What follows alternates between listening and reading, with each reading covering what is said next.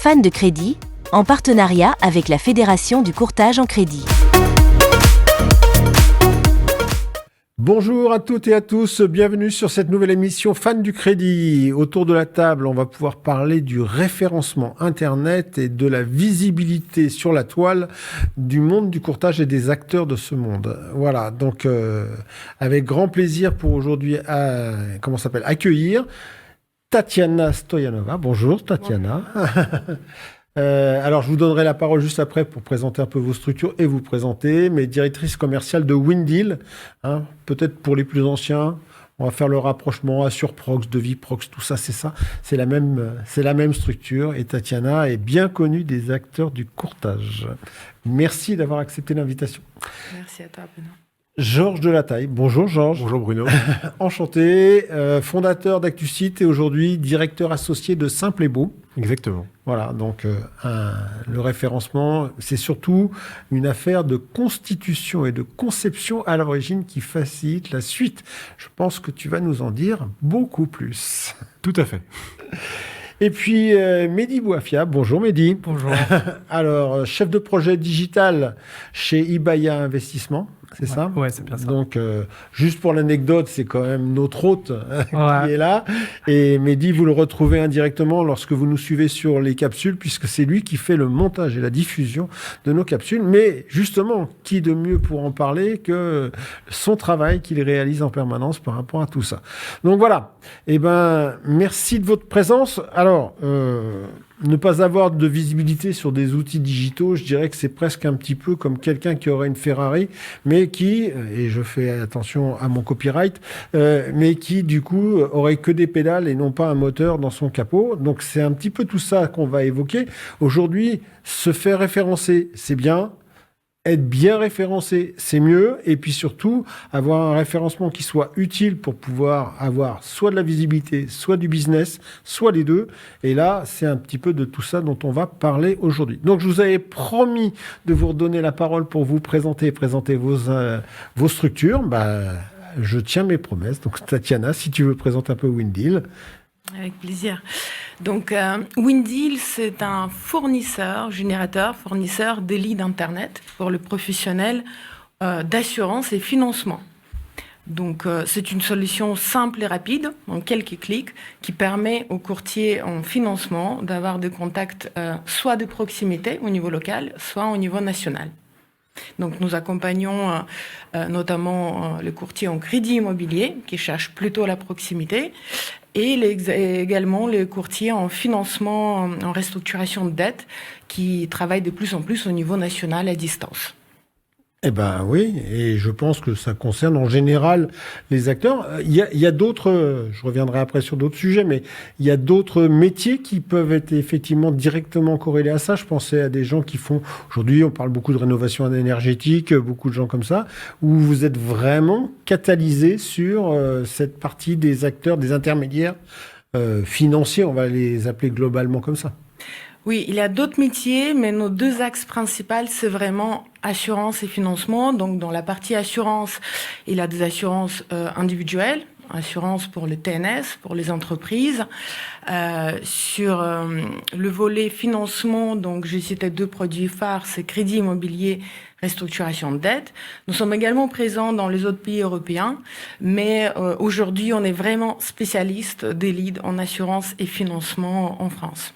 Eh ben justement, on parlera aussi, on fera une petite parenthèse sur le référencement communautaire et notamment des zones euro. Merci Tatiana. Georges, on en a un petit peu parlé tout à l'heure, donc là c'est la conception des sites à l'origine. Oui, c'est même plus large. En fait, donc le groupe Simple et Beau, on accompagne plus de 10 000 entreprises en France sur 3 briques très complémentaires. Un, on peut leur faire des sites web, donc on a une technologie propriétaire pour vraiment avoir le site bien sûr le plus efficace en référence naturelle, mais aussi le plus efficace en expérience utilisateur. Si vous avez un client en prospect qui va sur le site, qui puisse facilement trouver l'information, facilement naviguer dessus. Et on boucle ça avec 2 autres offres. Une offre de référencement local. Comment est-ce qu'on ressort bien dans Google ce qu'on appelait historiquement Google My Business, qu'on appelle maintenant Google Business Profile, donc toutes les recherches locales sur Google, type Crédit Paris, courtier en crédit Lyon, etc. Et on a une 3e brique qui est vraiment une brique d'animation. C'est quand je suis courtier, Mon client, je n'échange pas régulièrement avec lui. Donc, comment est-ce que je peux facilement lui transmettre de l'information, soit via des newsletters, soit via des articles sur mon site web, soit via mes réseaux sociaux. Principalement, aujourd'hui, c'est LinkedIn et Instagram, les deux principaux. Il peut y avoir du Facebook aussi, pour tout le temps rester à l'esprit et pouvoir générer de l'achat ou du réachat. Et c'est vraiment l'ensemble de ces 3 briques qui fonctionnent bien.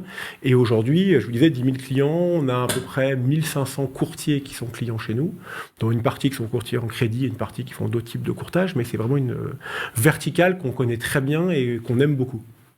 Eh ben, on reparlera aussi beaucoup de choses, parce que j'entends, et on l'avait un petit peu ébauché, c'est la notion de la stratégie de la conception en termes de communication, qui doit partir dès la conception du support, le site et les réseaux, éventuellement le profil, jusqu'à effectivement le contenu, la pertinence des informations, la pertinence du ciblage, etc. Tout ça, voilà, avec une énorme brique accompagnement, oui. Parce que le courtier, il a 50 sujets à gérer, il ne peut pas être expert partout. Donc nous, notre leitmotiv, c'est un peu, on connaît très bien votre profession, on connaît très bien le digital, vous pouvez nous confier les clés du camion, et on essaiera, et a priori, on sera bon pour que votre offre soit utile pour vous. Ouais, et puis la communication digitale, c'est quand même c'est une chose qui bouge beaucoup. Tout à fait. En ce moment, et depuis quelques il y a plein de sujets qui bougent. Voilà, il y a beaucoup de choses, il va y avoir beaucoup de choses à dire. Merci. Mehdi, alors, toi, chef de projet digital d'Iberia, ça consiste, on devine un petit peu les contours, mais ça consiste en quoi? Et surtout, la pertinence, et je crois que c'est un petit peu ton truc, c'est la vidéo et tout ce qui va justement asseoir le contenu par rapport à ça. Effectivement, donc moi je représente Iberia Investissement, on est principalement dans l'immobilier. Aujourd'hui on va plus en parler sur nos 2 entités, Montespan Assurance et Conseil qui est courtier en assurance, et le Média Immo, le premier média immobilier des podcasts. Donc effectivement il y a un sujet, ça a bougé avec l'IA, comment en fait les internautes maintenant font leurs recherches, et on reparlera par la suite. Eh ben, merci aussi de ta présence, même si tu es celui qui était le plus proche par rapport à cette table dans tous les cas. Alors, je l'avais un peu évoqué dans l'introduction, mais je vais partir peut-être d'un postulat. Je ne sais pas s'il est vrai ou pas vrai, mais aujourd'hui, est-ce qu'un courtier en opération bancaire peut vivre sans avoir une vitrine digitale avec tout ce que ça engage par rapport à ça? J'ai tellement vu d'évolution dans tout ce sujet-là, avec des gens qui voulaient absolument un site Internet. Puis ensuite, on a vu que les sites Internet tombaient un peu. Il y a eu des changements, il y a des modes et tout ça. Et puis, la révolution, c'est quand même les réseaux sociaux par rapport au site Internet. Georges, aujourd'hui, on peut se passer de ça? Alors, il y en a toujours qui arrivent à vivre sans, parce qu'on regarde aujourd'hui, il y a encore pas mal de courtiers qui ne sont pas équipés de site web. Et c'est un de nos combats aujourd'hui, c'est de leur montrer. Et quand ils signent avec nous, comme c'est de l'abonnement sans engagement, on voit très bien si nos clients restent ou ne restent pas, et nos clients restent. C'est de leur montrer que oui, ça vaut le coup de payer un petit billet tous les mois ou chaque année, parce que ça sera réellement rentable pour eux. Et ce qu'ils pensaient pouvoir faire seulement en bouche à oreille, me disant j'ai une activité très spécifique, je fais que du financement là-dessus, je fais que ci, je fais que ça. Dans 99% des cas, ils se rendent compte que quand on fait du digital, c'est beaucoup mieux, y compris sur de la niche. Donc pour répondre à la question, non, selon moi, on ne peut pas vivre aujourd'hui sans digital. Oui, mais il y a quand même des gens qui aujourd'hui utilisent le digital. Ok, ils ont un site, ils se font aider, etc. Mais sur les réseaux, il n'y a pas de vraie stratégie. C'est soit je suis absent, soit je mets une publication de temps en temps, soit je balance ma vidéo parce que j'ai le dernier iPhone. Et là encore, je ne ferai pas de royalties payées à Apple, mais en l'occurrence, c'est ça aussi. Tu parlais tout à l'heure de l'accompagnement, c'est aussi d'essayer de donner des outils ou de leur faire comprendre qu'il faut avoir une stratégie, des éléments pointus et surtout qu'ils soient capables d'avoir de la qualité par rapport à ça. Oui, de la qualité et de la récurrence. C'est d'arriver à se dire, je veux animer mon LinkedIn. Pourquoi je dis LinkedIn? Parce que LinkedIn, 26 millions de membres en France, vous retirez les moins de 18 ans, vous retirez les retraités, quasiment tous les actifs sont dessus. Donc, vous êtes courtier en financement, quasiment tous vos clients sont sur LinkedIn. Donc, avoir un compte LinkedIn, c'est bien. Déjà, il faut le créer. Pour plein de raisons, de l'usurpation d'identité, parce que vous occupez le terrain à l'image que vous avez. Il faut créer votre compte LinkedIn et après, finalement, il faut le faire vivre. Et il n'y a rien de pire qu'un compte LinkedIn où il y a un mauvais article publié il y a 4 ans sur le début de la guerre en Ukraine et l'évolution des taux, et depuis, rien. C'est une catastrophe. Il faut créer son LinkedIn et après, il faut le faire vivre régulièrement. Et effectivement, soit vous le faites vous-même, c'est faisable, mais ça prend du temps, ça prend de l'énergie. Soit vous faites appel à des tiers, comme nous. Alors, j'ai la prétention de penser qu'on a une offre qui est bien faite pour ça et qui fonctionne bien, mais il y a d'autres gens qui le font aussi. Et en tout cas, du coup, d'avoir ce contact régulier et qui fait que vous, Bruno ou n'importe qui, quand vous êtes sur votre LinkedIn, que vous scrollez votre fil d'actualité, parmi plein de posts divers et variés, vous aurez des contenus de Bruno Courtage à Montpellier, et du coup, vous penserez à ça, on vous dira, tiens, il y a telle chose qui change, tiens, il y a ci, tiens, il y a ça, et du coup, même si à chaque fois que je vois un post de votre part, je ne vais pas vous appeler, et loin de là, mais par contre, je continue à penser à vous, et le jour où j'ai un besoin en crédit, je pense à vous, le jour où quelqu'un me demande le conseil sur quelqu'un en crédit, je pense à vous, et du coup, vraiment, vous restez dans l'esprit des gens, avec en plus la force des réseaux sociaux, où il n'y a pas de notion de recherche. C'est juste, vous allez scroller votre fil et voir les éléments. Exactement pareil sur Insta. Il faut juste que la typologie des contenus est un peu différente parce que sur Insta, c'est plus léger. Sur LinkedIn, c'est plus professionnel. Mais il y a vraiment cette notion de se dire, il y a un espace. Les gens vont consulter cet espace tous les jours parce qu'on va plus d'une fois par jour sur les réseaux sociaux. Donc, à vous d'arriver à prendre place, d'être présent dedans. Et là, effectivement, ça fonctionne super bien pour ceux qui le font bien.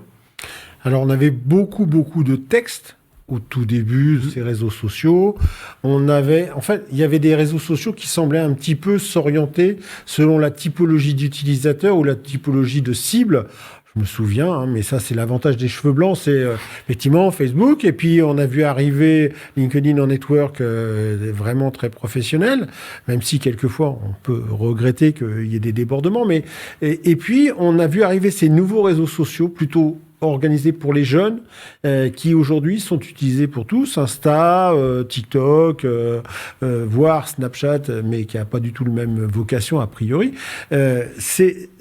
On utilise... Comment on fait cette conversion? Alors, je vais plutôt tourner peut-être vers Mehdi. Comment on fait cette conversion entre son profil réseau social et puis le site internet? Parce que c'est bien d'avoir 20 000 abonnés. Moi, j'en ai 22, mais voilà. Mais j'ai pas de site internet. Donc, et par contre, si j'ai un site internet, comment je les fais venir de mon profil sur le site internet? Déjà, en fait, on va commencer. Aujourd'hui, c'est en fait, si on n'a pas de site internet, c'est pas un manque de visibilité, mais plutôt un manque de crédibilité. Donc, la première chose qu'un prospect fait, systématiquement, il va te googler sur un moteur de recherche. Il va chercher les avis et voir le site. Déjà, tu as un site qui est faible, c'est déjà pas mal. Mais en fait, si tu n'as pas d'avis, ça veut dire que c'est pas crédible. Deuxièmement, en fait, on parle sur les différents canaux. Donc, c'est lié. En fait, tu as par exemple les réseaux sociaux. C'est lié et c'est même référencé. Par exemple, on a vu dernièrement que des posts LinkedIn, ça remonte sur Google. Donc, il y a tout un enchaînement. Il ne faut pas en fait se limiter. C'est tout un écosystème. C'est les réseaux sociaux, c'est les fiches Google My Business, c'est les avis clients, c'est tout l'écosystème qu'il faut alimenter. Deuxièmement, comme il a dit tout à l'heure Georges, donc normalement, c'est si tu crées un réseau social, par exemple LinkedIn, il faut l'alimenter. Et en fait, il y a une notion de régularité. En fait, il faut pas créer il faut avoir un post LinkedIn par semaine. Et après, on part et on revient dans 2 mois. Non, ça marche pas. L'algorithme va pas apprécier et du coup, on va pas remonter.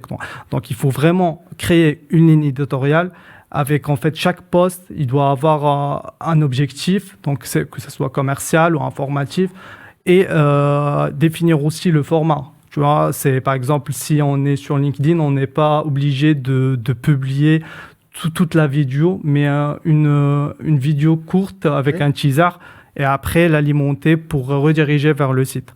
Donc, je retrouverai là pour le coup la vidéo complète, etc. Effectivement, ouais, c'est bien ça.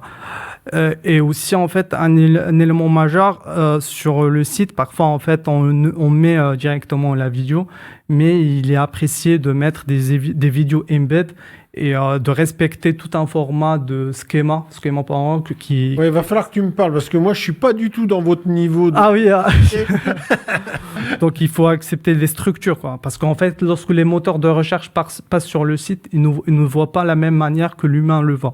Par exemple, une image, c'est pas vu de la même manière. Donc il y a vraiment des formats qu'il faut mettre, il faut respecter, il y a des codes. Voilà, effectivement, il y a des codes qu'il faut respecter. Donc, voilà.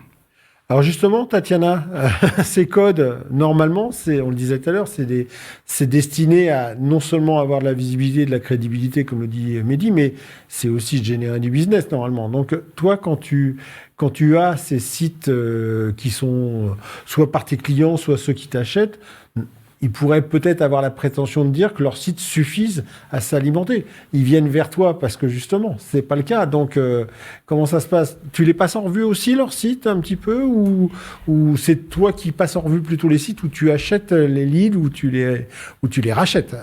Alors, le principe donc de Windeal, c'est qu'on fait la publicité pour nos propres sites à nous. Donc, on génère des leads grâce à nos formulaires, nos sites, et ensuite, on met l'internaute en relation avec un courtier. Donc, non, on ne fait pas la publicité, on fait ni les sites, ni la publicité pour les sites de nos clients. Nos clients font appel à nous pour une simple raison d'un besoin des leads immédiats sur tel produit ou tel produit, dans tel secteur ou tel secteur. Maintenant, pour rebondir sur la question, est-ce qu'on peut exister sans une vitrine digitale? Aujourd'hui, je dirais que c'est indispensable d'avoir une vitrine, rien que pour notoriété, l'image, parce que même les courtiers qui travaillent avec des leads, donc ils peuvent avoir une vingtaine de contacts tous les jours pour accroître leur activité commerciale. C'est important d'avoir un site internet, une vitrine ou profil LinkedIn à jour, parce que les internautes aujourd'hui, comme Georges l'a dit tout à l'heure, ils vont googliser, ils vont voir de qui il s'agit, qu'est-ce qu'ils postent, est-ce que c'est vraiment un courtier. Il ne faut pas oublier qu'aujourd'hui, beaucoup des internautes sont très méfiants en fait de professionnels, de laisser leurs données sur Internet. Il y a beaucoup de arnaques sur Internet. Donc, pour moi, un site peut donner la notoriété et rassurer internautes, futurs clients. Ok, pour la notoriété, j'entends, vous êtes deux à m'asséner cela. Je pense que d'ailleurs, je crois pas. Totalement. On appelle ça la réassurance, mais voilà, c'est pareil. Ça, exactement. Mais alors, du coup, on parle de référencement, on parle, puisque c'est le thème de la table, la notion de recherche, puisque vous disiez que l'internaute va aller là-dessus. Moi, je ne suis pas un grand technicien de cela, mais j'ai quand même beaucoup œuvré sur cette partie animation par rapport à ces sujets-là. La première chose que j'ai eue en évidence quand j'ai discuté avec les gens du marketing digital, c'est que les algorithmes des moteurs de recherche sont tout le temps en train de bouger. Georges, on fait comment pour se tenir à jour, pour pas être... Peut-être que... Alors, je sais qu'il y a des astuces, excuse-moi, il y a des astuces pour ne pas être blacklisté, ça je le sais, mais comment est-ce qu'on fait pour être en haut? Ne pas être blacklisté, ça c'est assez facile, parce qu'il faut vraiment le chercher. Il faut faire des sites complètement dupliqués, ou ce qu'on pouvait faire il y a 10 ans, on faisait une page avec un fond blanc, avec écrit blanc sur blanc. Oui, et puis 3-4 mots-clés. Courtier crédit, mais ça c'est complètement arrêté. Donc le blacklistage, faut vraiment le chercher. D'accord. Après, donc là, normalement, il n'y a personne. Par contre, redescendre dans la liste de priorités, et après, ne pas redescendre, avant tout, c'est pour des recherches locales, parce que je pense qu'on n'a pas du tout les mêmes recherches avec Windeal de là où on veut ressortir, c'est avant tout du bon sens. Google, ils veulent gagner de l'argent. Pour gagner de l'argent, il faut que l'internaute vienne le plus souvent chez lui, donc il faut qu'il sorte les résultats de la meilleure qualité possible. Donc si quelqu'un va taper courtier crédit Bordeaux, il va regarder un certain nombre de faisceaux d'indices pour se dire, c'est eux que je veux faire ressortir en premier. Il va regarder effectivement la qualité du site, est-ce qu'il est bien structuré, est-ce que son robot arrive à rapidement passer sur le site et à rapidement voir les informations, parce que pareil, son robot, plus il passe vite, plus il peut voir de sites en une heure, donc plus Google est content. Donc il faut que le site soit impeccablement optimisé, rangé, les bonnes balises, les bonnes vitesses de chargement, etc. pour se dire, lui, il est vraiment bien. Il faut que ce site, il y ait des liens externes qui en parlent. D'autres gens qui parlent, tiens, effectivement, il y a d'autres gens, il y a des sites de référence qui en parlent, donc je me dis, tiens, a priori, ça s'appelle des backlinks, c'est des liens de qualité. Et après, pour la recherche locale, il y a donc la fameuse notion de Google Business Profile ou Google My Business, donc avec plusieurs points, une notion d'information. Est-ce que le téléphone, l'adresse, etc. sont les mêmes partout ? Si c'est les mêmes sur le site, sur Uber, sur Apple Plan, sur Google, sur Page Jaune, etc., a priori, l'information, elle est bonne. Il y a une notion, est-ce que cette fiche, elle vit ? Donc, est-ce qu'il y a marqué, est-ce qu'il est ouvert le lundi de Pâques ou pas ouvert, etc. Et il y a, très important, les avis. Est-ce que ce professionnel a des avis ? Si oui, quelle est la note ? Quelle est la longueur des avis ? Est-ce que c'est de l'avis ? Nombre d'avis, oui, mais il y a le nombre. des avis. Il y a aussi, est-ce qu'il y a de la récurrence ? Est-ce que des avis qui sont un peu longs, vraiment, on voit qu'il a échangé avec cette personne ? Est-ce que tes avis super courts ? Est-ce qu'il a répondu à ses avis ? Est-ce qu'il a répondu de manière courte, de manière longue ? Les mots-clés dans ses avis ? Enfin, l'ensemble de ces choses-là permet d'avoir un bon référencement naturel. Et après, pour être complémentaire de Windeal, nous, avec ça, vous allez faire un petit flux. Vous allez faire un certain nombre de leads tous les mois, mais vous voulez faire en référencement naturel local 80 leads par mois, vous ne les ferez jamais. Donc, c'est de se dire, vous allez avoir un petit flux, et après, si vous voulez aller plus vite, aller plus loin, effectivement, il y a des solutions. Là, vous pouvez acheter des leads. Soit vous achetez... On va en parler juste après. Soit vous faites ça, mais voilà, il y a deux approches. Mais en tout cas, quand vous respectez bien, c'est vraiment des stratégies qui fonctionnent bien et qui génèrent de l'engagement, qui génèrent du lead, mais des petits volumes. Alors, tu me dis si je me trompe, mais moi j'ai toujours appris que c'était du travail de longue haleine. C'est-à-dire qu'en fait, on ne peut pas décider, sauf à dépenser un argent. Enfin, c'était à la mode il y a quelques mois, un pognon monstre par rapport à ça. Même avec ça. Mais si on veut solidifier, ancrer son site et son référencement, il faut travailler sur le temps, sur la qualité, sur la longueur de on est tout à fait d'accord. Ça prend du temps. Il faut qu'il y ait de la nouveauté sur le site, qu'il y ait des nouveaux articles, des publications, etc. Donc, on ne parle pas d'années, mais on parle de mois. Au moment où votre site passe en ligne, on a des résultats, il se passe quelques mois. Et effectivement, on fait attention à le dire à nos clients ou à le dire à la personne avec qui on travaille, c'est pas un effet immédiat. Mais c'est pas du tout incommensurable et c'est pas du tout infaisable. Et ça, il faut bien rassurer les courtiers là-dessus. Vous pouvez y arriver, vous pouvez le faire localement. Nationalement, c'est utopique. Tatiana, je reviendrai vers toi, mais Tatiana, justement, tu disais que chez vous, vous faisiez pour votre propre compte. Ça se passe comment ? Parce qu'il y a des mots-clés, par exemple, sur lesquels on sait qu'il y a une vraie bourse, des AdWords, des trucs comme ça. Parfois une bourse qui même s'envole, notamment avec le crédit ou crédit immobilier. Et ça se passe comment ? On a une sorte de valorisation d'après l'appétence de la demande. C'est une bourse relativement ouverte, c'est-à-dire qu'il n'y a pas de régulateur. C'est vraiment l'offre et la demande qui fait varier le prix. Alors, c'est vrai que sur certains mots-clés, il a une énorme concurrence. Donc, bien positionner un site internet en référencement naturel, ça dépendrait beaucoup de mots-clés qu'on cible. Mais je confirme que c'est un métier déjà. Et effectivement, il faut attendre. Ça prend du temps pour remonter un site en référencement naturel. Ça coûte, donc c'est un coût important aussi. Et malheureusement, comme tu as précisé tout à l'heure, du jour au lendemain, ce site, il peut disparaître de la première page de Google. Donc ça, depuis 16 ans qu'on existe, on a plusieurs sites qu'on a réussi à bien remonter. Finalement, ça redescend. Mais après, un autre levier, c'est le référencement payant. Donc, peut-être avec un effet plus immédiat, mais peut-être avec un coût beaucoup plus élevé.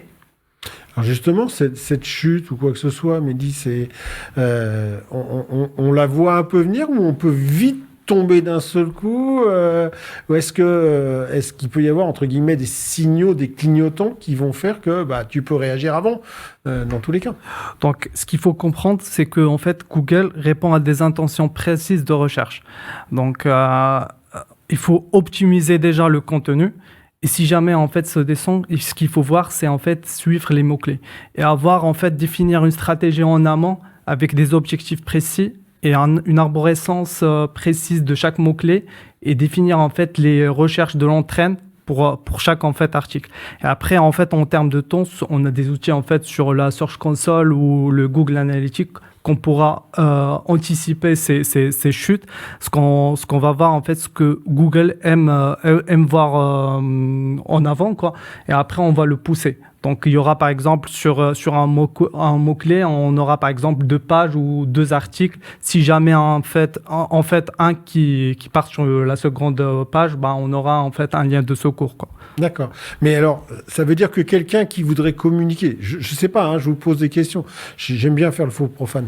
Mais en l'occurrence, quelqu'un qui aurait plusieurs activités, si jamais il se disperse trop dans ses mots-clés, il a un risque de ne pas faire bien référencer, c'est-à-dire que le moteur de recherche qui passe, il se dit c'est confus, j'ai pas de ciblage bien précis, et donc la deuxième question qui va venir derrière, c'est si vous me dites oui tous, est-ce que ça veut dire qu'il faut que je fasse quasiment un site internet ou une page très dédiée à chacune des activités? C'est un peu ça?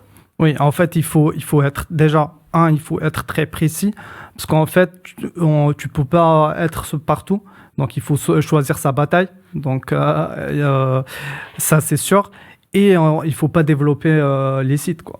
En fait, il faut avoir des landing pages qui atterrissent sur le site. Et parce qu'en fait, lorsque tu donnes trop de sites, Google ne sait pas en fait ce que tu fais réellement, quoi. Donc, il faut être très précis et ne pas multiplier les sites.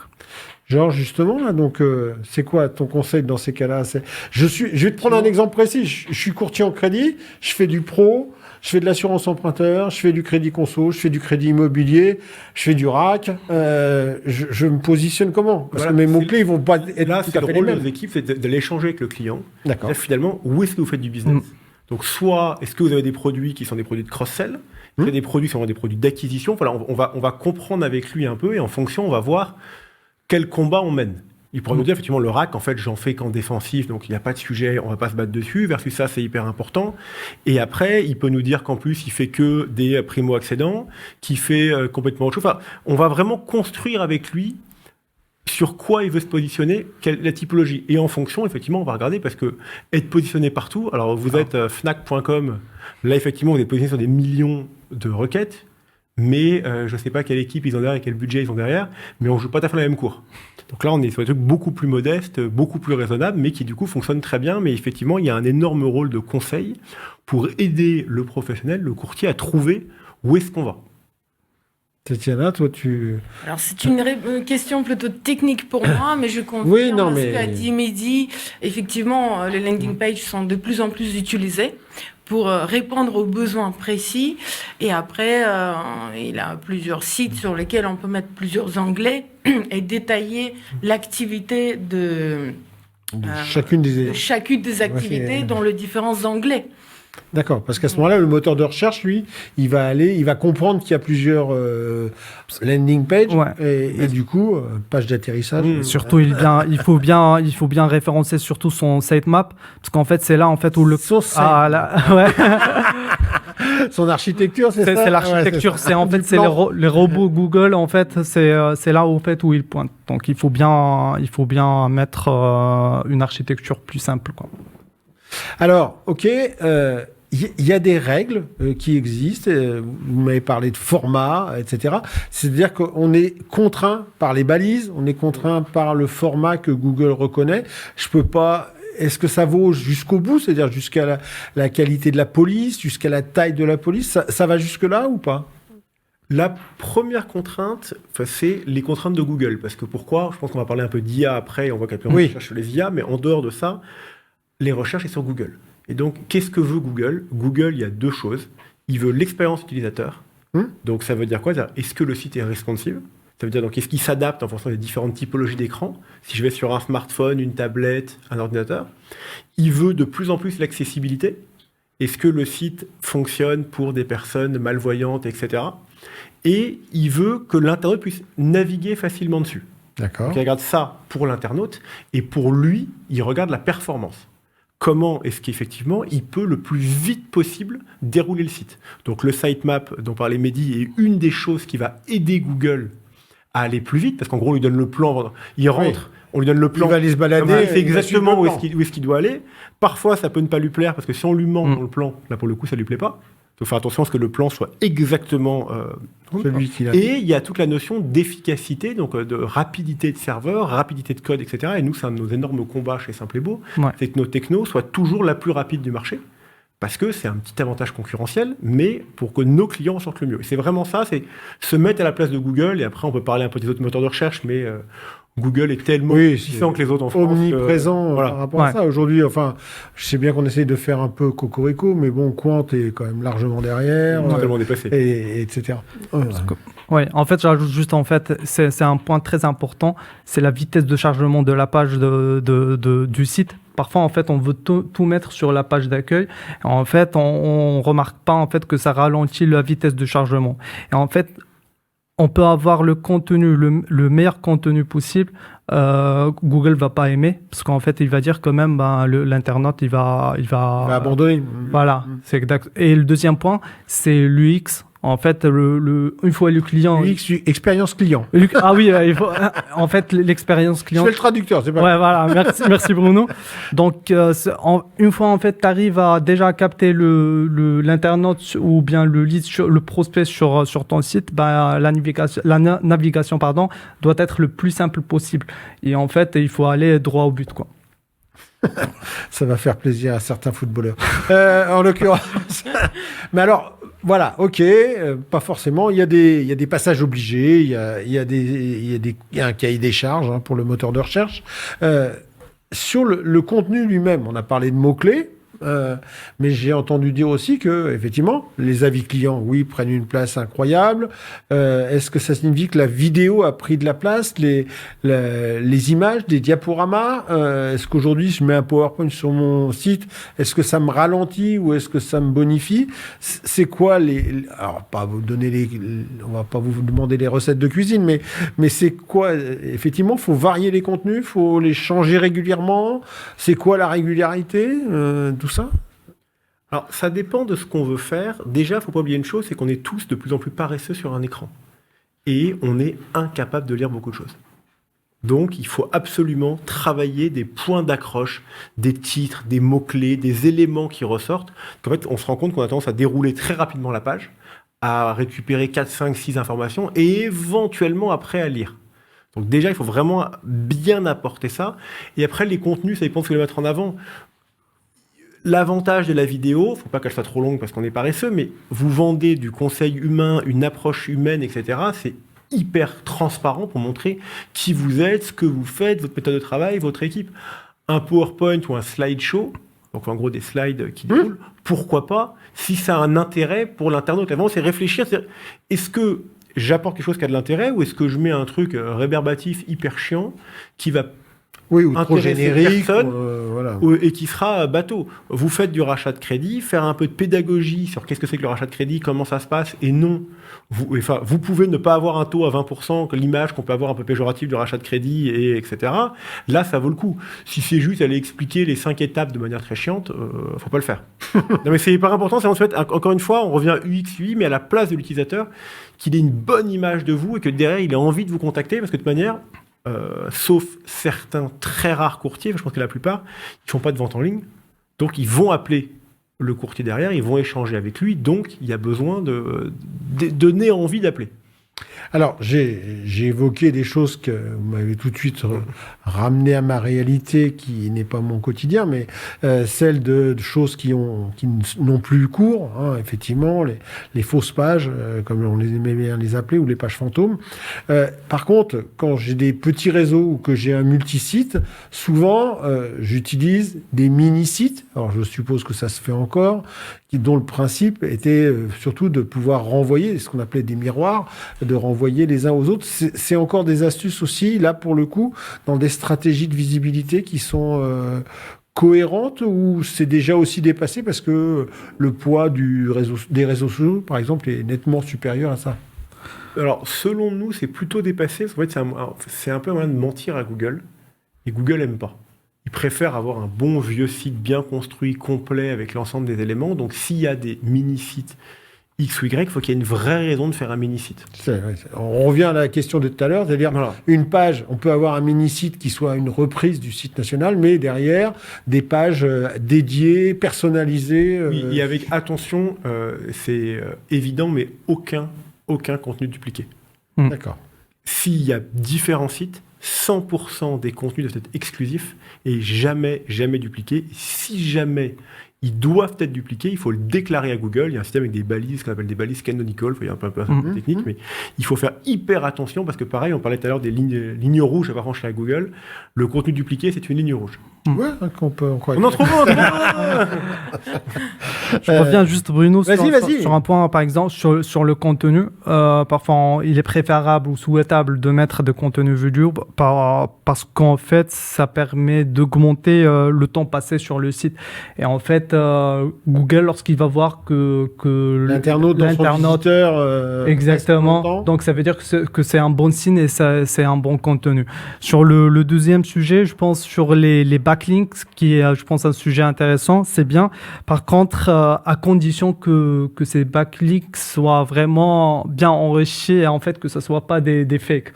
Donc, je vois par exemple sur des sites des concurrents, en fait, ils mettent en place des stratégies d'achat de backlinks, mais lorsque tu vas sur les sites, ils sont un peu énormes. Et en fait, on te donne, on est cité sur 200 sites référents, mais en vrai, c'est pas des sites et ça permet même d'être sur la liste rouge de Google, quoi.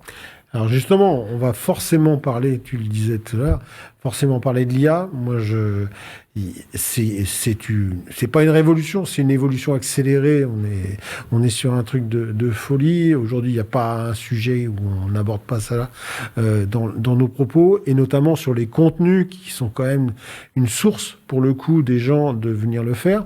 Alors, il y a des lois quand même qui existent sur l'utilisation de l'IA, et notamment, normalement, quand on utilise l'IA, on est censé, notamment sur les photos trafiquées ou des choses comme ça, le préciser. Je pense qu'il y aura un bon ménage à faire et quelques prunes à distribuer.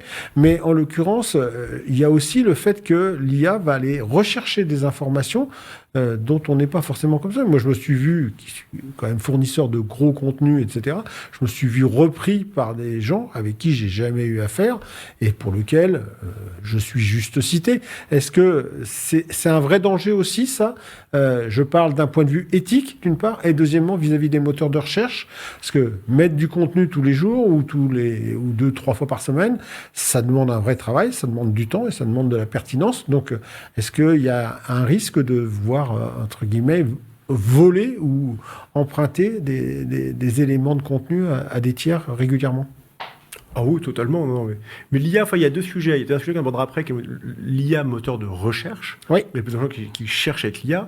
Et l'IA pour produire du contenu, nous, par exemple, on s'en sert énormément pour une raison très simple, c'est que vous dites à un courtier, écris-moi la présentation de ton entreprise. C'est hyper dur.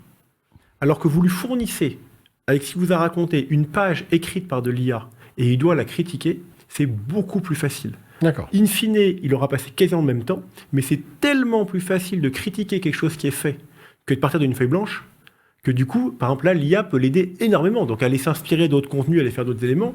Après, comme tout, c'est du bon sens. Si on va voler totalement les trucs des autres, c'est pas terrible, on peut le faire. L'IA arrive à le cacher très facilement, mais effectivement, c'est pas terrible, c'est pas vous, ça vous correspond pas. Donc, vous allez raconter des choses sur votre site qui vous correspondent pas. Quand vous allez avoir le client ou le prospect en rendez-vous, vous allez vous retrouver en porte-à-faux parce que vous ne sauriez même pas ce qu'il y a écrit sur votre site. Ah bon, j'ai écrit ça, etc. Donc après, c'est à chacun de vouloir être droit dans ses bottes. L'IA, on peut faire tout ce qu'on veut, on peut trafiquer toutes les photos qu'on veut. Vous pouvez me rendre avec la couleur de cheveux que vous voulez, la barbe que vous voulez, etc. Et ça sera impossible à vérifier. Vous pouvez me faire raconter n'importe quoi aujourd'hui en vidéo avec mes lèvres qui sont synchronisées. Enfin, c'est fascinant. C'est juste qu'au bout d'un moment, il y a toujours un retour de bâton. Donc, surtout, notre conseil, petite entreprise, où vraiment c'est ce que vous vendez, c'est du conseil, de l'accompagnement, d'être là dans le temps. Racontez pas de conneries parce que vous allez vous faire rattraper. Donc, toi aussi, c'est sur la partie sincérité? Oui, en fait, c'est sur la partie sincérité. En vrai, comme disait Georges, avec l'IA, on peut faire tout ce qu'on veut. Mais je reviens juste sur un sujet, par exemple, sur la rédaction des articles tournés SEO. Moi, j'ai vu passer des articles. En fait, on me dit, mais Mehdi, tiens, en fait, on va faire un article dans 10 minutes. Non, désolé, ça marche pas comme ça.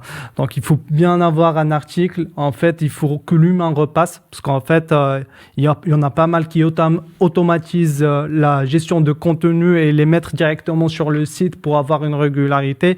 Il faut faire attention. Moi, je garde toujours qu'il y a un humain derrière qui valide. Donc, tu peux avoir une première version par l'IA, mais en fait, il faut vraiment pour avoir le bon... ébauche pour pouvoir retravailler dessus, etc. Effectivement. La deuxième chose qu'on a remarqué, c'est en fait, il y a un changement de comportement de consommateur ou d'internaute. Donc, l'internaute, de plus en plus, on a vu dans les dernières années, en fait, il fait plus ses recherches sur Google, mais il demande des questions sur les IA. Donc, je parle de GPT, Claude ou autre.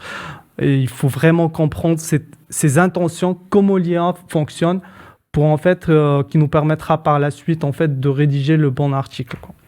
Alors, Georges, tu l'évoquais, il y a l'IA contenu, aidant, assistant, et puis il y a l'IA assistant recherche. Aujourd'hui, alors moi je suis bluffé. Il n'y a pas si longtemps que ça que j'ai appris que les gens utilisaient même ChatGPT pour aller choisir un restaurant ou un truc comme ça. J'avoue que peut-être que je suis d'une autre génération, mais il y a un moment... Plus que les gens, je dirais les jeunes. C'est marrant parce que du coup, comme on voit dans les stats, nous on a quand même 10 000 sites, donc on voit que de plus en plus, la part des IA, ça reste quelques pourcents, dans les sources de trafic. Il y a quelque chose, et quand on regarde au bureau, vous prenez tous les jeunes, donc stagiaires, alternants, ils font quasiment tous que ChatGPT, que Gemini, ils ne vont plus sur Google. Ouais. Ils posent, effectivement, ils veulent le soir au resto. Salut Gemini, peux-tu me conseiller un resto Thaï à côté de la Bourse à Paris ? Et ils regardent les résultats. Et donc c'est pareil, peux-tu me conseiller un bon courtier en crédit blabla à tel endroit ? Ils regardent les résultats de l'IA. Et de plus en plus, et du coup c'est plus du SEO, c'est du GEO, JIO. Et il y a un énorme travail, on est au tout début de travailler ça. Est-ce que dans 2 ans, ça sera 10% des recherches, 5%, 15%? J'en ai pas la moindre idée. Vu la vitesse. Mais ça augmente. Mais en tout cas, ça grossit, ça évolue. Ça grossit. Comme Google est un peu jugé parti parce qu'il a Gemini, qui est l'IA qui est à la mode en ce moment, plus Google, il peut aussi contrôler un peu et voir lui aussi s'il gagne de l'argent. Oui, mais il a la concurrence aussi qui arrive à grands pas, etc. Alors, mais en tout cas, c'est certain que ça bouge. Ouais. Vous l'utilisez, vous, chez Wendil ? Oui, bien sûr. Mais on a constaté depuis 16 ans que, effectivement, au début, c'était surtout référencement naturel de sites. Ensuite, les réseaux sociaux, ils ont pris des proportions incroyables, très rapidement. Et maintenant, donc, il y a le recherche ChatGPT. On arrive même à avoir des clients qui nous appellent, des courtiers, qui nous disent on leur demande qui vous a recommandé Wendil, et ils nous disent ChatGPT. Donc, on voit même des leads aussi qui arrivent grâce à référencement de ChatGPT. Donc, je pense que dans les années à venir, ça peut prendre des proportions encore plus importantes et peut-être va devenir le futur référencement payant. Ouais. Qui sait Probablement. C'est déjà le cas. C'est déjà le cas.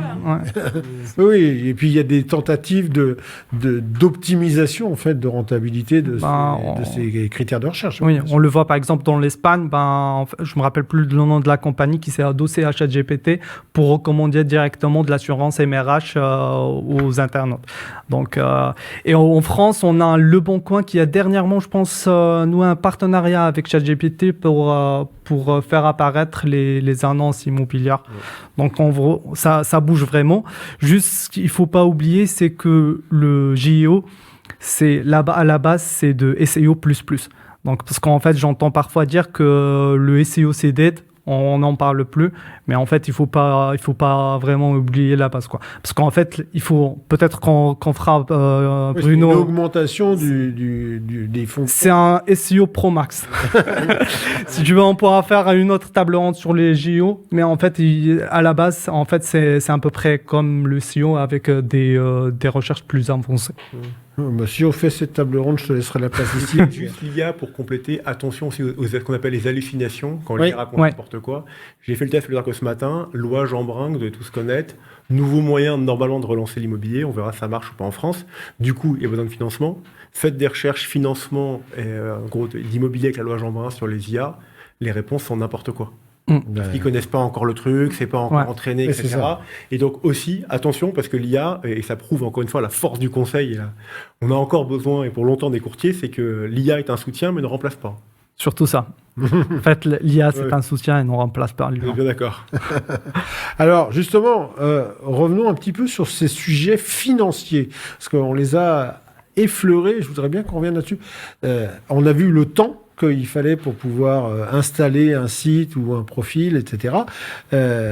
On a aussi l'argent. On a entendu tout à l'heure que l'AdWords, il y avait des bourses, qu'on pouvait accélérer, entre guillemets, doper un petit peu à un moment sa visibilité. Mais c'est tout ça. C'est un SEO, c'est quelqu'un, éventuellement, quelqu'un en charge des advising et tout ça. C'est les recherches, c'est tout ça. C'est du temps passé, c'est des moyens humains. Alors, peut-être IA, mais pas que. Ça coûte cher de bien faire référencer un site? C'est compliqué de répondre, ça dépend de ce qu'on veut dire par bien référencé. Être pertinent. Voilà, être pertinent, mais ça dépend qu'est-ce qu'on va faire comme trafic. Est-ce que c'est vraiment de l'acquisition? Est-ce que c'est vraiment plus de la notoriété? Nous, nos offres, on commence à 50 € par mois et après, on va jusqu'à quelques centaines d'euros par mois. Donc, ça dépend vraiment du besoin de chacun. Là, il faut vraiment voir. Mais, par exemple, on n'a pas du tout les mêmes offres que Tatiana. Donc, c'est un peu... là, il faut que le courtier, il aille voir un peu en fonction de son besoin, quels sont les acteurs du marché, quels sont les éléments. Effectivement, un courtier qui dira « moi, je veux 100 leads par mois », il vient me voir, on lui dira « on va pas répondre à votre besoin, on ne saura pas faire ». Oui, ou alors... Versus, il dit il en veut 3 par mois, il viendra chez nous. Je pense que Tatiana, elle lui dira 3 par mois, c'est plus dur à traiter. Enfin, je te laisse dire si tu es d'accord ou pas d'accord, mais voilà, ça dépend vraiment de l'intensité de chacun et du besoin. Tout est possible. Mehdi En fait, on revient sur un point clé, c'est définir l'objectif dès le début, en fait, ce que le client veut réellement. Si tu veux être développé soit sur le moyen, long terme, ben, tu passes par les SEO, ça coûte, ça coûte un peu plus de temps que moins cher à voir, ça dépend de plusieurs critères, mais en vrai, c'est difficile de déterminer est-ce que c'est cher ou ce que ça coûte réellement, quoi. Ça dépend du client, ça dépend de l'objectif, ça dépend de plusieurs critères, quoi. Et pour fermer la boucle, je pense que le vrai problème, en fait, c'est même pas le prix ou la durée, c'est surtout avec le référencement naturel, malheureusement, on ne peut pas avoir de résultats garantis en termes de retombées de contacts. Et aussi la rentabilité sur le retombée de ce contact, c'est surtout ça, je pense, le vrai challenge. Donc, Windeal, en fait, on a beaucoup de clients pour qui c'est très important de créer un site, d'avoir une belle vitrine. Mais Windeal intervient plus en support. Ça veut dire qu'on va fournir en contact les courtiers qui sont en période plus calme, où le contact du site n'y suffit pas, ou au moment où il recrute un nouveau collaborateur, ou tout simplement il se lance sur un nouveau produit sur lequel il n'a jamais travaillé ni référencement naturel, ni ses publicités sur les réseaux sociaux. Donc ça ouvre plus une possibilité rapide et immédiate de s'alimenter en contact quand tous les autres supports et leviers importants n'ont pas permis de le faire. Donc comment je fais justement pour pouvoir mettre tout ça en commun? Il y a un impact force ou c'est un impact uniquement technique de pointer son profil social vers le site et peut-être réciproquement d'ailleurs les uns les autres parce qu'il faut que les uns et les autres s'alimentent. Est-ce qu'il y a d'autres astuces par rapport à ça? Une chaîne vidéo, hein, on a développé ça nous au niveau de la fédération. On voit bien que ça participe d'un ensemble de stratégies, mais comment, si jamais je veux appuyer plus fort sur un canal, est-ce que ça a vraiment un effet immédiat ou est-ce que c'est un travail d'ensemble en fait? Selon nous, il y a deux sujets. D'abord, il y a un côté vraiment entrepreneur de se dire, je me suis embêté à créer un contenu qui avant tout est un contenu SEO, je mets sur mon site, mais mine de rien, le contenu, c'est pourquoi il faut changer d'assurance emprunteur. Si je l'ai fait, autant maximiser ce contenu. Donc, j'ai une base de 500 emails, clients et prospects qui échangent les 3 dernières années. Autant ces gens-là, en plus, leur faire un mail bien fait avec cet article-là, ou 3-4 articles. J'ai 1200 personnes qui me suivent sur LinkedIn. Autant faire aussi un post LinkedIn avec cet article-là.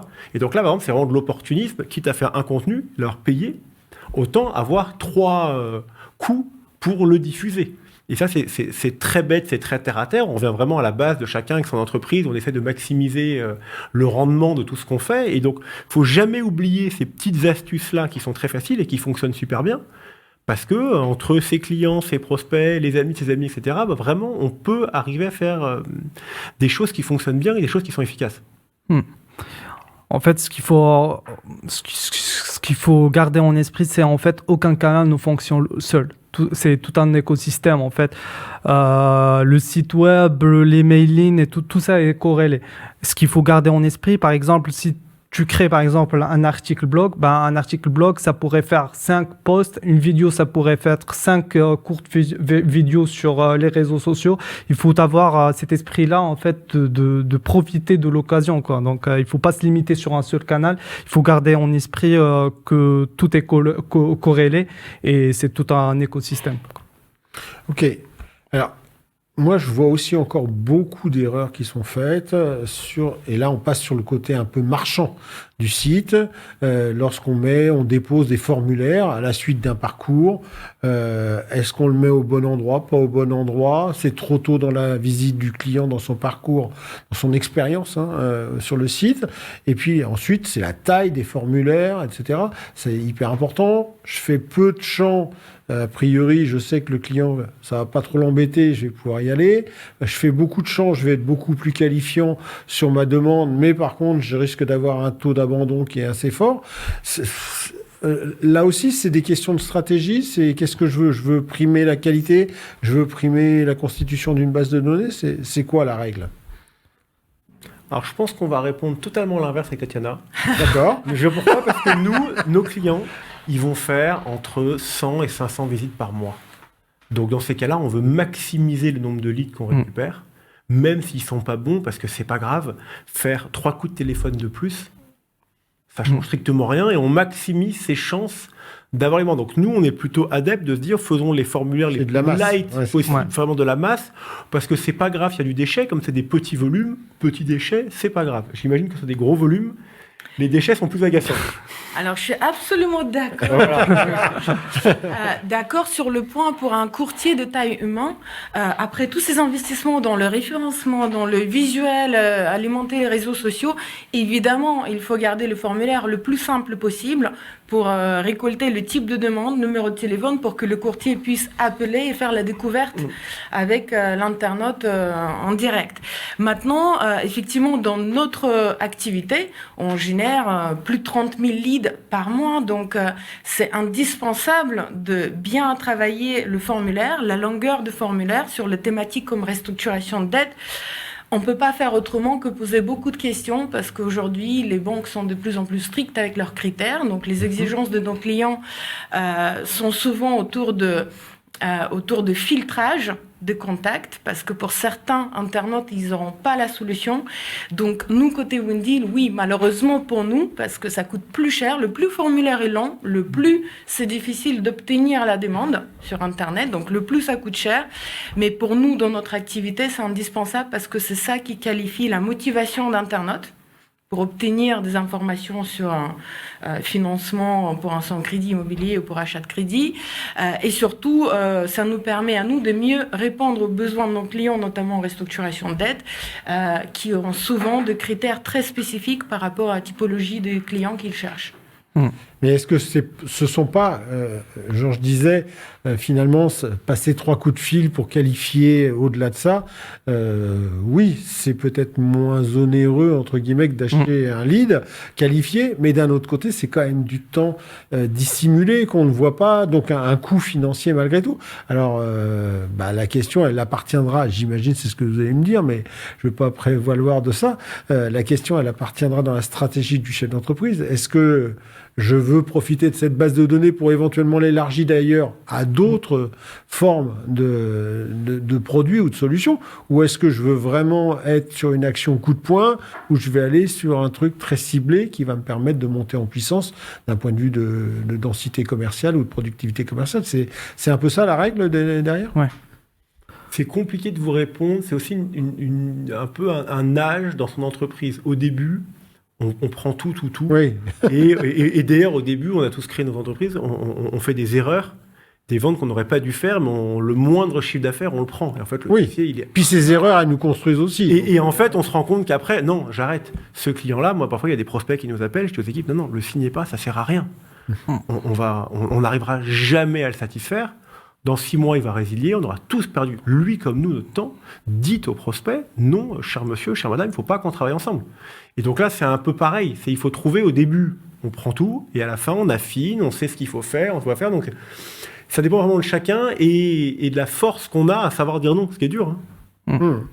Je pense que je ne peux pas imaginer un cas de figure d'un courtier qui se plaint d'avoir trop de contacts qui viennent de son site internet grâce à sa présence sur internet. Donc clairement, on pourrait dire si, ça parce que c'est du temps qui va passer au téléphone, qui va pas passer en prospection physique éventuellement. C'est la seule chose que je pourrais. Il va recruter ou trouver une solution. Après, oui, c'est vraiment un faux problème, mais dans certains cas. Pour certains types de cabinets, un cabinet, c'est un grand acteur en restructuration de dette qui a 100 conseillers au téléphone pour alimenter, qui investit déjà énormément dans le référencement payant. Son site est sur la première page. Oui, il peut décider d'être plus exigeant sur le formulaire et quel type de contact il laisse rentrer dans sa base de données, effectivement, mais ça reste très marginal. Ouais. Mehdi, tu voulais ajouter quelque chose? En fait, moi, je garde un peu l'esprit dans ça.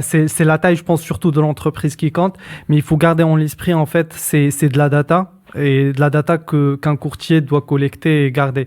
Donc, par exemple, je prends sur l'une de nos entités, on prend à peu près le maximum, parce qu'en fait, on a des adresses mail, on a des téléphones, ça pourrait nous servir par la suite par les emails. Par exemple, un prospect qui n'est pas intéressé par la multirisque immeuble, demain, il pourra être intéressé par l'assurance emprunteur ou de l'assurance, la GLI, la garantie de loyer impayé. Donc, on garde souvent, il faut vraiment garder la data, en fait, des prospects et s'en servir dans son CRM. Alors, on a des nouvelles réglementations qui arrivent. Je vois pas de quoi tu veux parler. Non, mais celle sur le démarchage téléphonique, par exemple. Donc, la notion de ça. Et puis, il y a des réglementations où on est quand même encore pas tous, honnêtement, dans les clous, RGPD et tout. Est-ce que ces réglementations ont une importance et une prégnance sur, justement, la stratégie qui est mise en place via et les réseaux sociaux et les sites internet et, en général, sa constitution de base de données? Vous commencez à avoir des prémices, des gens qui vous interrogent par rapport à ça? Comment vous l'appréhendez, ces arrivées? Parce qu'on est tout près, c'est août 2026 pour le télémarchage téléphonique. Sur les petits, entre guillemets, je dis ça avec beaucoup d'amitié pour eux, parce que c'est nos clients et on les adore, mais oui, puis, les petits sites de courtiers, il n'y a pas beaucoup de changements, ça n'a pas beaucoup changé parce que c'est des petites opérations et même au pire des cas, ils feraient une opération en se trompant un peu. C'est tout petit volume, donc le risque est beaucoup plus faible pour eux. Nous, là où on fait attention, c'est déjà de ne pas raconter n'importe quoi, genre des millions d'économies, genre des centaines de pourcents de rendement, etc. C'est plus tous ces éléments-là. Pareil sur le RGPD, c'est leur faire attention, et c'est d'ailleurs c'est nous qui stockons les données pour eux, où est-ce qu'on les stocke, comment on les fait, etc. Mais à leur niveau, le risque est vraiment faible. Donc il n'y a pas trop de sujets et les quelques-uns, c'est rare, mais vraiment margoulins, genre un client qui va nous fournir une liste de 40 000 prospects pour sa newsletter. Là, on le dit, cher monsieur, chère madame, on n'y croit pas. D'où viennent les emails? Il y a un loup quelque part. Celui qui nous envoie 500 emails, on n'aura jamais le moyen de savoir s'il a vraiment eu l'accord ou pas l'accord. Mais en revanche, si la personne veut se désinscrire, bien sûr, au moindre clic, il ou elle est désinscrit, ne recevra plus de newsletter. Et le professionnel n'a pas de problème. Donc, on est sur des petits sujets, donc pas trop de problèmes. Alors, je pense que pour le coup, C'est différent chez toi, parce que les enjeux sont un peu différents. Chez nous, c'est un gros sujet et un sujet très important parce qu'on travaille avec des petits courtiers, mais on travaille aussi avec des grosses plateformes. Des grosses plateformes, mais on travaille aussi avec des compagnies d'assurance, des banques, pour qui, voilà, c'est un sujet indispensable. Donc, on échange souvent leurs services juridiques avant de mettre en place la livraison des leads. Donc, oui, donc ce sujet est primordial chez nous, notamment sur 3 ans. Donc, à l'époque, je donne un exemple, il a 15 ans, un courtier a acheté ses contacts. Au bout de 5 ans, il pourrait encore avoir accès à ces contacts qu'il a achetés. Aujourd'hui, à partir de 3 ans, depuis la date de la demande, toutes ces données sont supprimées. Il n'a plus le droit à ses contacts. Ensuite, nous, on est surtout touchés au niveau de opt-in, le consentement. Bien sûr, le consentement, oui. Consentement, et encore, ça risque de rechanger un encore, oui, bien sûr, je suis complètement d'accord. Donc, et tout ça, ça limite aussi au niveau de volumétrie des leads qu'on peut capter sur Internet parce que sans consentement, le lead n'est pas généré. Le consentement permet à un professionnel de contacter l'internaute sur le 30 jours. Et passé 30 jours, là, il a beaucoup qui se posent des questions. Est-ce que j'ai le droit? J'ai pas le droit? Effectivement, c'est beaucoup moins le sujet pour des petits cabinets. Oui, on n'a pas encore eu le temps d'avoir une grosse jurisprudence là-dessus, mais par contre, il y a beaucoup de questions et je pense que tout le monde s'interroge. Moi, j'ai participé à des tables rondes avec des représentants, y compris européens, sur l'IA Act et tout ça, et ça débordait sur ces sujets-là. Et honnêtement, tout le monde est parfaitement conscient qu'on est en train de courir après les actes malveillants et non pas là-dessus.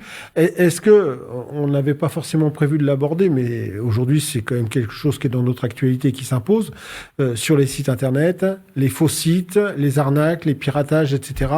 Il y a des petites astuces que vous voudriez faire passer aussi, ou vraiment attirer l'attention des gens sur ce qui peut découler de ces actions malveillantes? Alors nous, c'est notre combat tous les jours, c'est un sujet que je connais bien, j'ai même fait beaucoup de formations là-dessus. Il y a 2 sujets. Un, on dit aux tout professionnels, occupez le terrain. C'est beaucoup plus facile de se faire passer pour vous si vous n'avez pas de site web, vous n'avez pas de LinkedIn, pas d'Insta ou autre. Parce que je peux beaucoup plus facilement créer un faux compte pour vous, donc me faire passer pour vous. Donc déjà, 1, occupez le terrain. Et 2, faites hyper attention à tout ce qui est la cybersécurité. Votre site, il doit être mis à jour régulièrement. Il y a plein de contraintes de sécurité. Un site, les sites les plus répandus, mais aussi les plus dangereux, c'est WordPress. C'est comme il y en a beaucoup, tous les hackers, ils vont avant tout sur WordPress. Et quand il y a une mise à jour, les hackers, ils voient, donc ceux qui ont de retard, donc faites attention à ça. Faites attention à avoir des mots de passe sécurisés. Ça peut sembler bête, mais le mot de passe avec le prénom de vos enfants ou le nom de votre truc, c'est éliminatoire. Et dans l'idéal, ayez des outils de gestion de mots de passe, ça coûte quelques euros et ça change tout. Et faites très attention à ça parce que vous retrouvez avec une femme nue, un homme nu ou un appel ou djihad en page d'accueil de votre site web, c'est finalement assez facile à avoir. Et qu'est-ce qu'on va vous demander? On va vous demander 500, 1000, 2000 euros, donc vous allez payer. Parce que ça vous coûtera beaucoup moins cher que de faire. Sauf que, en fait, vous ne savez même pas si les gens vont pas garder des accès, ils vont pas vous refaire le coup 2-3 ans après. Donc c'est vraiment quelque chose où il faut faire hyper attention. Et les acteurs avec lesquels vous travaillez, dans l'idéal, travaillez avec des acteurs européens. Parce que s'il y a un problème, attaquer un acteur européen, vous avez une chance. Attaquer un acteur américain, aucune chance. Et d'un pays autre, n'attaquez même pas. Ça ne sert à rien. C'est de l'argent mis. C'est de l'argent perdu. Mais dans le sens inverse, le perte de crédibilité, pour refaire la boucle avec le début, le perte de notoriété est inimaginable. Imagine en fait un prospect qui voit en fait cette image-là, en fait il va penser directement à ses coordonnées, quoi. Et c'est vraiment l'enjeu, quoi. Donc il faut vraiment sécuriser, prendre en considération cette notion de sécurisation des sites web. Et pour aller encore plus loin, crédit immobilier, divers ou variés, j'ai accès à énormément d'infos sur vous. Mais bien sûr. Donc les petits malins, ce qu'ils font, et entre autres, il y a une époque, ils faisaient l'arnaque sur Le Bon Coin, ils récupéraient ils faisaient des faux biens, ils récupéraient les dossiers complets, envoyez-moi le dossier avant de visiter, et après, ils allaient souscrire pour vous, acheter une télé, acheter une voiture ou autre. Et vous, bien sûr, la télé, voiture, vous ne la voyez jamais, par contre, le crédit, vous l'aviez à votre nom. Et vous aviez 1 an, 2 ans, 3 ans de procédure, où vous étiez prélevé tous les mois, jusqu'à prouver qu'il y a usurpation. Donc c'est hyper important, et là-dessus, une petite astuce qui est très terre à terre, mais hyper efficace. L'État français a sorti un outil qui permet, quand on envoie des pièces justificatives, de mettre un filigrane dessus. De façon que les pièces ne soient pas réutilisables. Et ça, vraiment, faites-le. Ça change. Ou utiliser une messagerie sécurisée. Oui, mais qui en vous plus, est non, en fait, faites le filigrane en plus. C'est gratuit, ça coûte rien et ça. C'est vite, ouais. En fait, le dossier facile, je pense, vous parlez de dossier facile. C'est un nom de l'État, c'est dossier facile, ouais. Possible. Donc, et normalement. Pour une fois que l'État fait quelque chose de bien, faut le dire. Ouais, c'est très bien. En fait, tu peux même en fait définir la durée que ce lien soit visible pour le voir. Donc, franchement, c'est un bon outil en fait pour se dépasser après. Après, il faut pas oublier qu'il faut rester vigilant. C'est surtout moi, j'ai vu c'est un mail en fait entre collaborateurs qu'il y avait juste un petit changement sur le nom de domaine de l'adresse mail et le collaborateur s'est trompé. Alors normalement il a accédé à une autre plateforme, mais c'était juste une arnaque, quoi. Donc il faut vraiment faire gaffe en fait lorsqu'on reçoit un mail, bien voir en fait l'intitulé, le nom de domaine complet, quoi. Parce qu'en fait ça pourrait changer juste. Mais même là-dessus, moi je faisais systématiquement attention et même aujourd'hui là-dessus, ils arrivent à être très très fins. C'est incroyable. On arrive même à presque usurper des vraies adresses mail, etc., pour pouvoir s'en sortir. On est arrivé au terme de l'émission. C'est super passionnant, et surtout avec vous.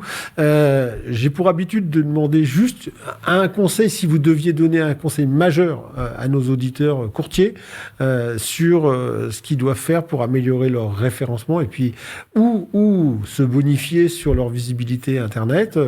Tatiana, tu leur dirais quoi, à part de venir chez toi? Alors, je leur dirais de contacter d'abord Georges, j'avais dit. Sympa. Voilà. Et si jamais, malgré cela, il a des périodes plus compliquées pour avoir des contacts, me contacter, moi. Et mais justement, alors, je vais te provoquer là-dessus. Est-ce que c'est pas justement en ayant une activité régulière d'achat de leads que tu améliores aussi ta façon d'être? Parce que quelqu'un qui n'achète qu'au moment où ça va mal, est-ce que son script téléphonique, est-ce que sa capacité à traiter et à digérer ses lots de leads, elle est un petit peu détériorée? Moi, je parle d'expérience. Non, c'est une très bonne remarque. Effectivement, c'est très difficile pour un courtier qui n'a jamais travaillé avec des leads, qui travaille tout le temps par la recommandation ou par les apporteurs d'affaires, c'est mettre à travailler avec des leads et d'avoir de très bons résultats, parce que c'est un process qu'il faut roder. Effectivement, le plus on traite des leads, le mieux on transforme. Donc oui, les courtiers, je ne vais pas mentir, les courtiers qui travaillent avec nous depuis plusieurs années, de manière régulière, ils ont de meilleurs résultats, des bons résultats. Maintenant, même ceux courtiers qui nous a connus au tout début, quand ils ont créé leur cabinet il y a 10 ans. Aujourd'hui, ils ont de plus en plus de recommandations, ils ont recruté. Il vient vers nous juste de manière ponctuelle. Et donc, s'il a ce bagage de traitement, il reste toujours. C'est un peu comme le vélo. Donc, oui, pour le nouveau qui s'élance, c'est un coup de main à prendre. Mais une fois c'est fait, ça marche. Eh ben, Georges, un conseil alors? Alors moi, un retour d'expérience, c'est leur dire faites-le, que vous le fassiez avec nous ou avec d'autres, parce que ça marche. Et nous, ce qu'on voit, il y a un peu plus de 10 ans, j'étais tout seul. Et il y a des clients que j'ai signés il y a 10 ans qui continuent à payer tous les mois chez nous. Et pourquoi ils payent? Parce qu'ils ont un retour sur investissement et que le service leur est utile. Et c'est le plus grand bonheur qu'on peut avoir, de fournir un service qui est utile pour un client. Et donc vraiment leur dire allez-y sur le digital, site web, contenu, newsletter, réseaux sociaux pendant les présences locales sur Google.